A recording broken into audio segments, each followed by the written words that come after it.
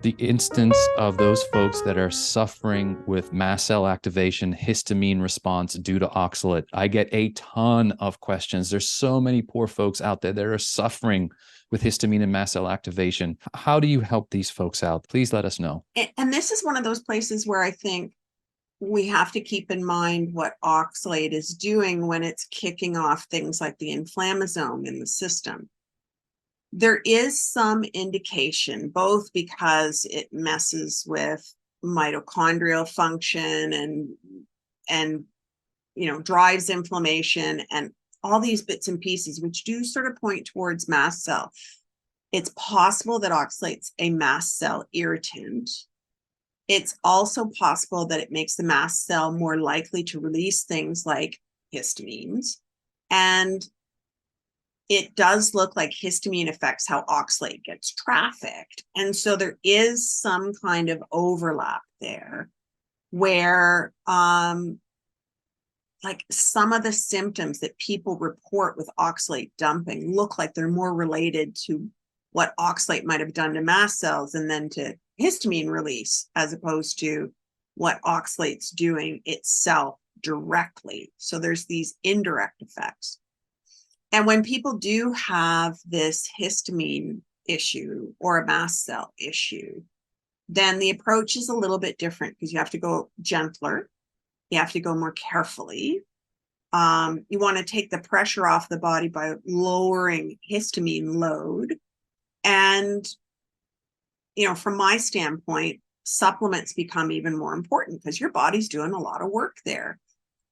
You want to hopefully avoid some development of histamine with supplements. You want to help the body break histamine down. That can mean things like methyl groups. And the challenge there is that people may have told methylation is bad for them or things like that. So it's, I do think, though, that if you can get oxalate out of the way, that things like mast cell and or histamine intolerance do get better, because that's certainly what I've seen myself. But it becomes, again, sort of a more nuanced kind of approach once you've got these other kinds of things going on. So then it's not just straight ahead, just deal with oxalate.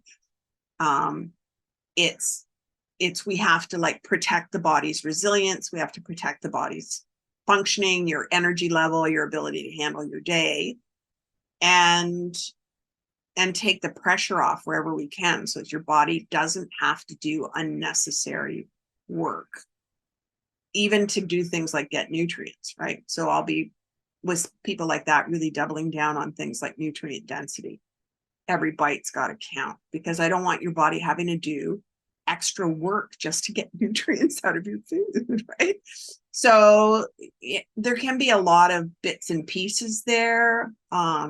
Depends a lot on what kind of diet people want to have over the longer haul, what kinds of supplements their body deals with well, and some of that may be where they are in the process. So that is a more difficult journey than somebody who maybe just has a relatively uncomplicated oxalate problem, which maybe they were lucky enough to find earlier.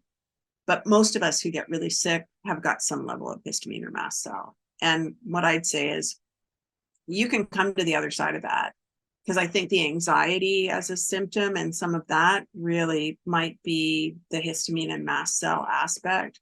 The sleep disturbance where you're not able to sleep, I think that's histamine in the brain, and that cycle not being properly managed anymore by the body.